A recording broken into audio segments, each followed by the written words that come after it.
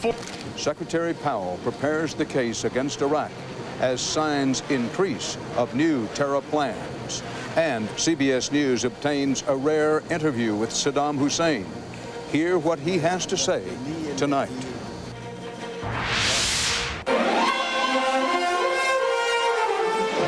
This is the CBS Evening News with Dan Rather reporting tonight from the Johnson Space Center in Houston. Good evening. On it goes, the search into another night for remains of the astronauts of the shuttle Columbia as new clues arrive to what brought their spacecraft down. But here at their home base, this was a day to pause for a moment, pause with the rest of the nation to remember and to honor the lost space travelers.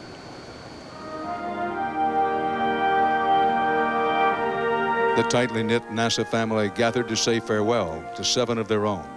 I know you're listening. Please know you are in our hearts, and we will always smile when we think of you. And to offer for them a final prayer. After my death, mourn me thus. While remembering what made each one special, there was a pledge to do more than offer comfort. We also have the tremendous duty to honor the legacy of those fallen heroes by finding out what caused the loss of the Columbia and its crew.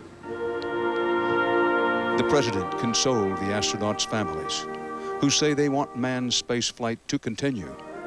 He assured them it will. America's space program will go on. We find the best among us, send them forth into unmapped darkness, and pray they will return. Yet, said the president, some explorers do not return, and fate settles unfairly on a few.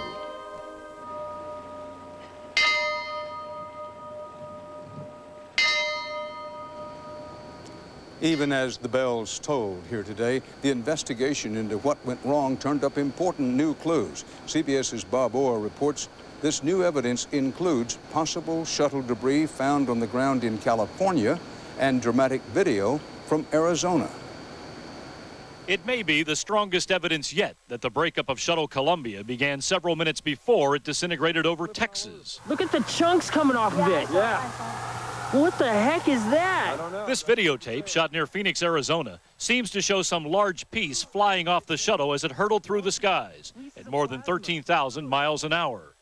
At about the same time, California astronomer Anthony Beasley also saw something come off the spacecraft. At one point, there was a particularly bright point that seemed to separate from the shuttle and start to fall back in the trail.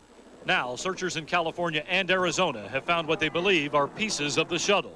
That and the new pictures support the data monitored during the final moments of flight, which revealed a cascading series of failures as Columbia raced for home.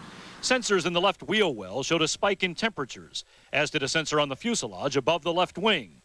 Perhaps more importantly, the shuttle started pulling to the left, ultimately to the point where its flight control computers could no longer compensate. NASA engineers don't yet understand what caused this unusual drag on the left side. But it is possible that damage to the insulating tiles that protect the shuttle on its fiery re-entry could have significantly disrupted the airflow under the left wing. That in turn could have created such an extreme yaw or skid to the left that the spacecraft was ultimately ripped apart. The shuttle started turning, started being dragged to the left, and just perhaps it was that turning that caused the heating on the shuttle and the aerodynamic loads to change enough to cause the vehicle to fail. NASA engineers still don't know if this incident during launch set up a fatal series of failures. A piece of insulation from the large fuel tank hit the bottom of the left wing. NASA suspects that may have caused some localized damage to the heat tiles, but says that shouldn't have put the spacecraft or its astronauts in danger. Still, there have been similar incidents before that did not lead to tragedy. Last October, insulation was shed from the fuel tank during the launch of Atlantis. And 5 years ago, more than 300 of Columbia's tiles were peppered with damage by bits of insulation. A NASA report written after that 1997 incident found, quote, the extent of damage at the conclusion of this mission was not normal. NASA concedes it may never solve the Columbia accident without critical pieces of wreckage. And searchers desperately need to find the pieces that came off first, perhaps in California, maybe Arizona. to really understand which part of the shuttle failed first. Dan? Pablo, thanks. With the new evidence that pieces broke off Columbia earlier than NASA had thought, the hunt for remains and shuttle debris has been stepped up now in the far west, California, Arizona, and New Mexico. But still, one of the most intensive and productive searches is about 140 miles northeast of Houston, in and around Hemp Hill, Texas. CBS's Bill Whitaker is there. Our search is going to start with an area so vast and forests so thick. Texas National Guard troops were called out today. Hundreds joined workers on horseback and volunteers on foot, searching more territory, finding more remains. We have found more cabin components, including one of the seats from the cockpit. We have found a few more remains from some of the individuals involved. The largest find so far, shown on CBS News last night, was Columbia's nose cone. It landed across the street from Nathan Enner's house. It went into the ground at an angle, and it pushed all the ground up about 3 foot high on the back side of it. It had tree roots sticking up in the air and everything like that. When the fire rained down, East Texas was ground zero. Retired Admiral Harold Gaiman, the head of the panel investigating the disaster, called it hallowed ground. You join me in just a moment of silence here before we leave this site. He came to see firsthand. We want an accounting of how much of the shuttle we actually find, 50%, 80%. And even, they hope, those that landed in water. Investigators took a fisherman out on nearby Toledo Bend Reservoir, where he reportedly saw a huge chunk of the shuttle splash down. They're using sonar, have called in divers. We have no visibility. It's cold water. Underwater recovery, either by hand or using the equipment, is always difficult at best. It's a daunting task, but searchers seem undaunted. Admiral Gaiman said, don't expect quick solutions, but people here say they won't rest in peace until the job is done. Bill Whitaker, CBS News, Hemp Hill, Texas. Only hours remain before what's likely to be a pivotal moment in the showdown with Saddam. Tomorrow morning, Secretary of State Colin Powell goes before the United Nations Security Council to lay out what he's called a compelling case that Iraq is hiding banned weapons. The chief UN arms inspector, Hans Blix, described the situation today as, quote, 5 minutes to midnight. And in Iraq, Blix's inspectors found another empty chemical weapons warhead for a total of 17 so far. So just what will Secretary Powell tell the Security Council tomorrow, and how might a conflict with Iraq affect the ongoing war on terror? CBS's David Martin did some digging into both those questions. Secretary of State Powell arrived in New York this evening to begin the final push to convince members of the UN Security Council Saddam Hussein must go. Powell has drafted CIA Director Tenet to appear with him before the UN Security Council tomorrow for what promises to be a turning point in the confrontation with Iraq. Tenet is on record as saying Iraq has provided training to al-Qaeda members in the areas of poisons and gases, and it is the possibility that Saddam would give Osama bin Laden a weapon of mass destruction, which the administration says makes Iraq so dangerous. Powell will display diagrams of mobile biological weapons vans based on eyewitness descriptions from Iraqi defectors.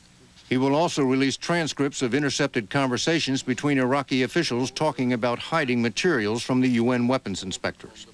But none of what Powell plans to unveil tomorrow touches on the most pressing threat. New intelligence picked up within the past few weeks that al-Qaeda is preparing to conduct terrorist attacks against the U.S. with the specific intent of causing mass casualties.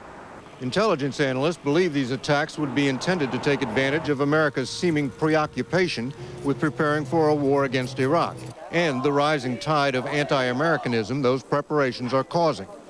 Although there have been recent arrests of al-Qaeda operatives in Europe, intelligence officials do not believe they have broken up the plots, which appear to be targeted against American interests both overseas and in the U.S. Officials say there is no specific evidence al-Qaeda plans to use chemical or biological weapons, and that another attack could take the form of the nightclub bombing in Bali or the attempt to shoot down an Israeli airliner in Kenya. Whatever al-Qaeda is planning, the intelligence that something big is in the works has prompted both the FBI and the new Department of Homeland Security to begin discussions on issuing a nationwide alert. David Martin, CBS News, the Pentagon. CBS News will bring you live coverage of Secretary Powell's address tomorrow morning. It's expected to begin around 10:30 a.m. Eastern Time, 9:30 in the Central Time Zone, and 7:30 in the West. With the U.S. military possibly just weeks away from launching an attack to drive him from power, Saddam Hussein sat down this week for a rare interview, broadcast today on British television. CBS's 60 Minutes 2 obtained the interview. Correspondent Bob Simon in New York has some excerpts tonight. Bob? Dan, Saddam had not given an interview to anyone from the West for 12 years until Sunday. Anthony Wedgwood Ben, a 79-year-old British politician and lifelong left-wing activist, was invited to Baghdad to talk to the Iraqi president. Ben said he had come to explore the possibilities for peace and asked Saddam the two key questions. Do you have links with Al-Qaeda? If we had relations with the organization of Al-Qaeda, we would not be ashamed to admit it. Therefore, I would like to tell you directly that we have no relationships with Al-Qaeda. Denied. But beyond any links to Al-Qaeda, the Bush administration claims Saddam may be close to building nuclear weapons and probably has chemical and biological weapons, charges he continues to deny. These weapons are not aspirin pills that one can hide in his pockets. And it's easy to work out if Iraq has weapons or does not have weapons. Chemical, nuclear, and biological. And we have said many times before, and we say it again today, that Iraq is free of such weapons. But Saddam told Ben he does not believe weapons have very much to do with President Bush's designs against Iraq. Saddam said he believes the Bush administration is after Iraq's oil and wants to use that oil as an instrument to dominate the world. Dan? Bob Simon in New York, thanks. Bob Simon will have more from this interview with Saddam Hussein done by a friendly British politician on 60 Minutes 2 tomorrow night at 9, 8 Central. Coming up next on tonight's CBS Evening News, this would be the front line in a war with Iraq. As the U.S. military buildup goes on in Kuwait, American civilians, including school children there, prepare for the worst. She's dark green, cash back, low intro, and end of the month. He's yellow, travel, everyday rate, and middle of the month. She's purple, travel, low intro, and beginning of the month. Introducing Bank One's Personal Platinum, the simple new way to choose your rate, your reward, your billing date, even your color. Bank One's Personal Platinum, issued by us, but created by you. Even if you brush your dentures every day, you're missing something. Brushing can miss odor-causing food particles trapped in crevices. Polydent with more polyvescent power scrubs out what brushing misses. Polydent every day for better odor control. Do you know about the purple pill called Nexium? I know. I know. You should know about it too. Talk to your doctor about whether Nexium is right for you. Find out about the purple pill called Nexium.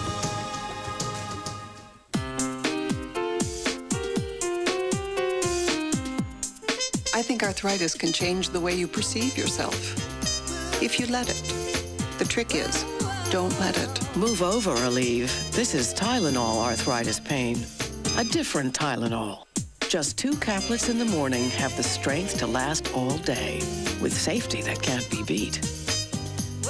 Arthritis pain? Don't we have better things to do? Lesson 1. It's important to manage the growth of a large breed puppy, because a large breed puppy grows up to 10 times faster than a small breed puppy. His body can even grow faster than his frame and stress-developing bones and joints.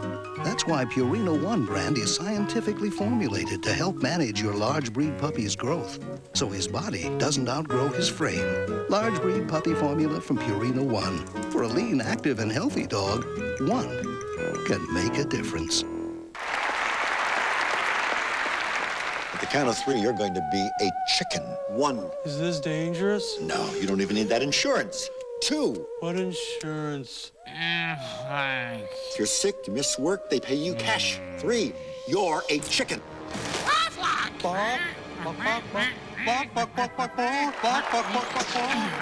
Now, you're a duck. Aflac. Ask about it at work. Aflac. In Kuwait today, just south of the Iraqi border, troops of the U.S. Army's 3rd Infantry Division conducted large-scale live-fire exercises. And with war looming, the government of Kuwait said today it is closing the entire northern half of the country to civilians on February 15th. CBS's Byron Pitts reports from the preparations for war. I said you're dead! Lay down for those who are dead! Today in the desert, the winds of war are shifting. Grab your casualties. Perry, Doc, your casualties. Pick them up. Let's go. U.S. Marines no longer just training for battle, but bloodshed. Gas! Gas! Gas! A key component of the training here, biological and chemical weapons Saddam Hussein may have and may well use if there's a war with Iraq. And it's for that very real possibility that at least 2 American schools in Kuwait have decided to close their doors for 6 weeks. American teachers like Carol Buckwall from Colorado Springs put on a plane back to the U.S. I'm taking my 2 dogs and I'm going back to Colorado. And the Kuwaiti government is already shifting to crisis mode. Heavily armed soldiers are stationed all across Kuwait City. Kuwaiti citizens now required to carry ID cards for random checks. There have already been 2 American civilian casualties, and with American Marines joining the thousands of U.S. Army soldiers already in country, there's growing concern there could be more. Eventually, some 30,000 Marines will be deployed here in the Kuwaiti desert, in position, if for when the order comes for war. But for American troops and civilians already here, it's a possibility that feels more like a probability every day. Recent sandstorms may have slowed the training, but not the tension of possible war. Byron Pitts, CBS News, Kuwait. After a rare 2-day rally on Wall Street, this was take the money and run day. As investors took profits, prices went down. The Dow lost 96 points, the NASDAQ 17. Not far from Wall Street, 2 soaring final concepts were chosen today for a new World Trade Center. This one, 2 latticework towers, echoes the original Twin Towers and would be the world's tallest building. The second design, while quite different in concept, also incorporates a building that would set a height record. Coming up next year on the CBS Evening News Eye on America, we will take you where America's road to space begins, where they stop today to remember.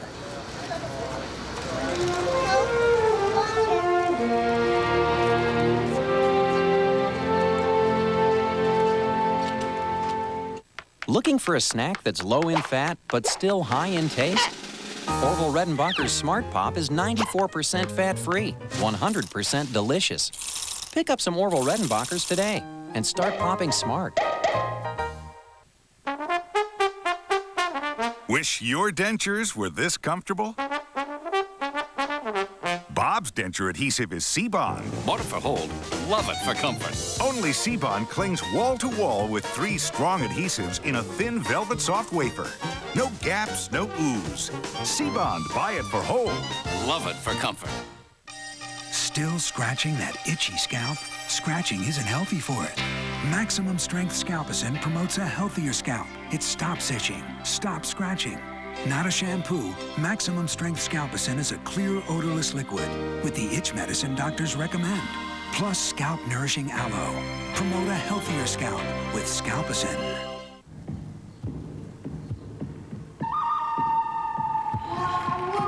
This is the guy I was telling you about. Let's see what the kids got. Yeah, kids today, they're soft.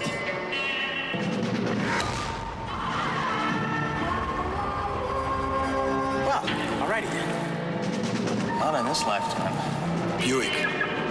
Always has been, always will be. I see dead people. The official car of golf. There's a reason RE/MAX agents average more sales than other real estate agents. They want every transaction to be as perfect as possible. Can you fly? RE/MAX. Outstanding agents. Outstanding results. With the Energizer Easy Change Hearing Aid Battery Dispenser, you just turn and slide. For battery changing this precise every time. And now, Energizer batteries have up to 15% longer life. Still doing those bills, hun? Just wrestling with a credit card balance. You've been feeding on those high interest rates.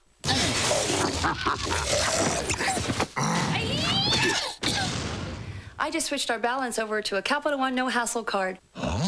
You're gonna save $500 a year. $500? Switch your high-interest balance to the Capital One no-hassle card for the nation's lowest long-term fixed rates. You could save up to $500 a year. What's in your wallet? Making the case for war. As Secretary of State Powell tells the UN of Iraq's weapons violations, is time running out for Saddam? Tomorrow, an in-depth profile of the man and the leader. We'll look at his ambitions, his mental state, and what he's likely to do if cornered on the CBS Evening News with Dan Rather. A Russian spacecraft docked today with the International Space Station, delivering supplies for its isolated crew. Orbiting 240 miles above the Earth, the station can be reached only by the now grounded U.S. space shuttle fleet and by Russian space capsules. The unmanned Russian cargo capsule that arrived today carried more than 2.5 tons of fuel, food, and water. That's enough to last the 3-man crew, 2 Americans and 1 Russian, until another such supply mission in June. America's future in space is still being written up at the space station and down here around the Johnson Space Center. This part of Texas is a crossroads today where national tragedy meets one community's personal memory. CBS's Jerry Bowen takes you down this road of sorrow and pride in tonight's Eye on America. Flags are flying at half-staff across America tonight, but they flutter a bit lower along NASA Road 1. The road to the Johnson Space Center, where the main gate is this nation's newest instant memorial to tragedy. And a teenager cries for a classmate whose father was on Columbia. And it was so important to him. He's so proud of his father. He wore his little NASA pin to school every day. Today on NASA Road, life paused at the Space Museum, where tourist and space program veterans alike gathered to watch the memorial for the lost crew of Columbia. And at United Space Alliance, the shuttle's prime contractor, the people who train the crews and oversee the craft from launch to landing. The loss is personal here, where street names and storefronts mirror the company town, and signs of grief have been going up for days, letter by letter. These individuals are not only astronauts, they're our neighbors and our friends and our community. For too many people, it's 1986 all over again. I had a neighbor that was killed on the Challenger disaster. At Piccadilly's cafeteria, some wonder if the outside world understands. And I guess some people doesn't realize what a risk they take when they do fly. But they do along NASA Road. Just feel bad for the families.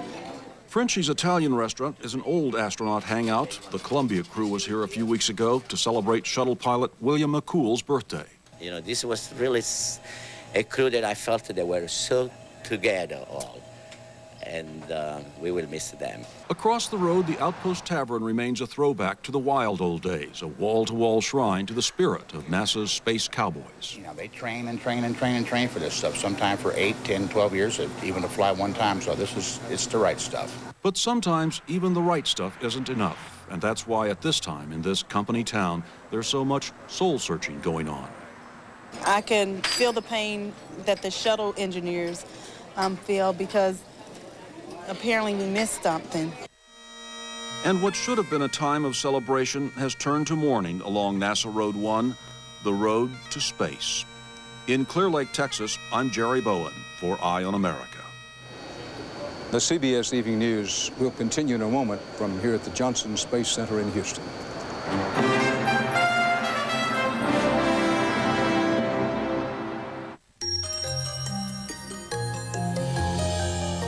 If you have diabetes, you've probably handled thousands of test strips.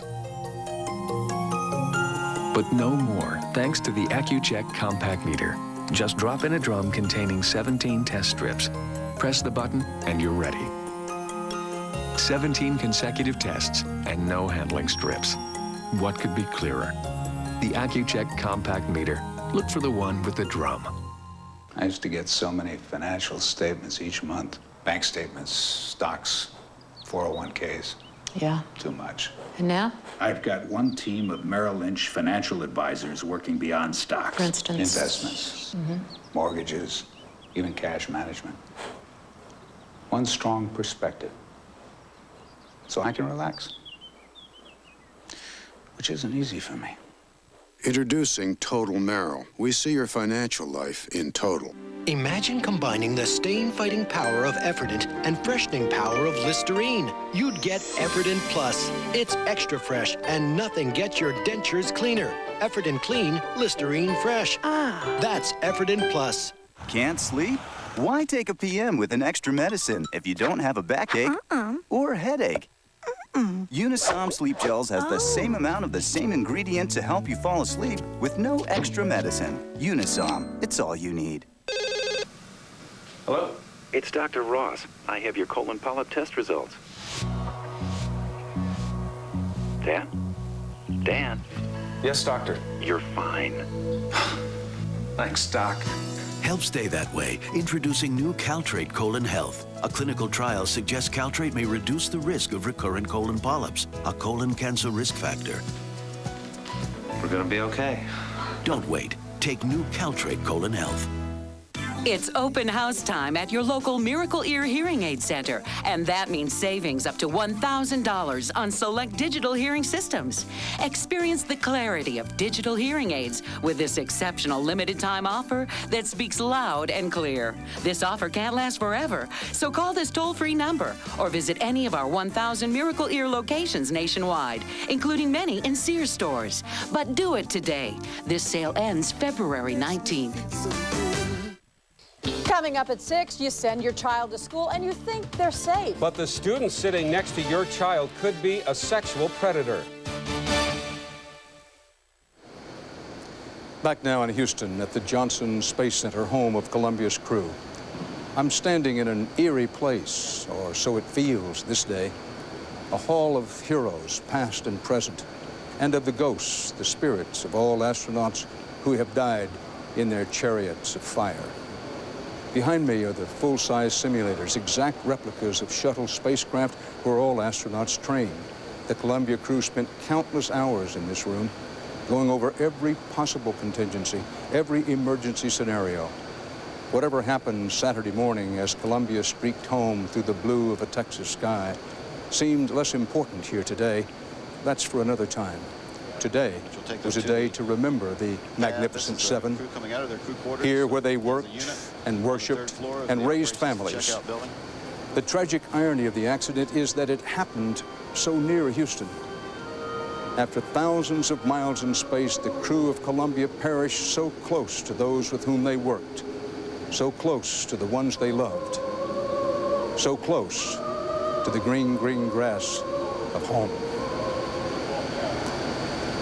For the CBS Evening News, Dan Rather reporting tonight from the Johnson Space Center in Houston, Texas. Good night.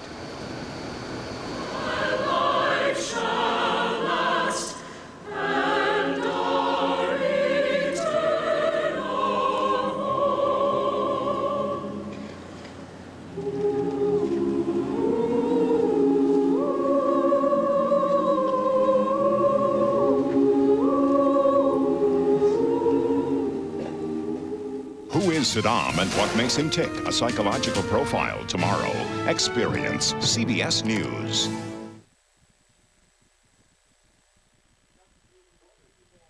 Next on Coin 6 News at 6. Parents and students are outraged. 4 Portland schools may soon be history due to lack of funds. Tonight, we look at the effect a school closure has not only on students, but the neighboring community. The breakdown in OSP coverage means if you break down on the highway, you're on your own. They're in the classroom next to your teenager, going out on dates, attending dances. Predators in the midst tonight. Teenage sex offenders in the classroom. Now, with Julie Emery and Jeff Gianola, this is Coin 6 News at 6. It is 6 o'clock. Hello, welcome to Coin 6 News. I'm Jeff Gianola. And I'm Julie Emery. Here's the latest. 2 Portland schools have already been shut down by budget cuts. Now parents are outraged more neighborhood schools may be cut off. Here's what Portland Public Schools are considering for next year. Slashing up to $50 million from the budget, losing up to 347 teaching positions, and closing 4 schools, Reiki, Edwards, Rice, and Meek. Ken Body is live at Madison High School at the first of several public hearings discussing these cutbacks. Ken? Well, the public meeting here starts at 6:30 here at Madison High School, and district officials are already hearing from parents concerned about how the changes could affect both their and their children's lives. We went to one Southeast Portland school today.